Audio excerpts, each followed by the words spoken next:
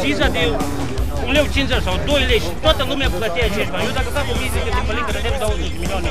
Așa, ca să fiu și restul, exact, să mă duc legal. Așa, dacă mă duc cu 200 de pălincă, îmi dă 200 de milioane mea.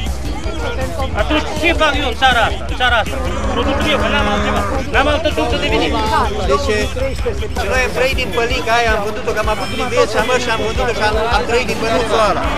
O putut face Ciocană cât o fost să facă lucrul ăsta. Nu mai vine cu acea minciune să o facă. Face ceva pentru chestiile astea.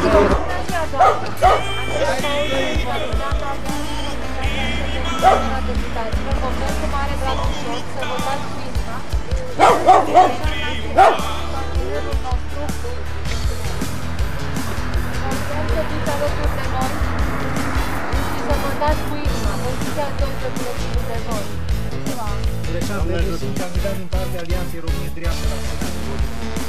Andreea Paul, candidată la deputat, care eu vă mulțumesc, am lăsat un ziar și... Ne-a vândut de abate, ce pietre rămân.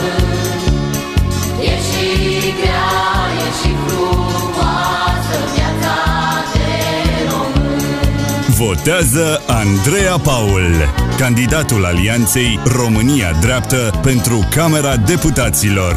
Ăsta-i omul tău de încredere în fruntea țării.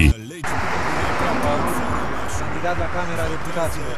Bună ziua, îmi pare bine să vă cunosc. Mulțumesc.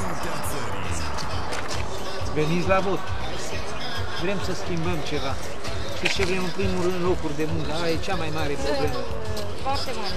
Cea mai mare problemă. Vă ofer acest șoc, să țineți minte. Depuneți într-o sacoșă. Oșenii și-au adus Europa în casele lor, cu multă trudă, plecând afară la lucru în străinătate.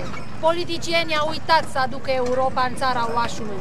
N-au avut grijă de drumurile, de canalizarea, de apă, de agricultori, de pădurile țării oașului, de portul tradițional și de cultura oșenească.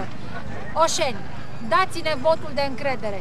Noi vom face în 4 ani ceea ce n-au făcut peseniștii 22 de ani.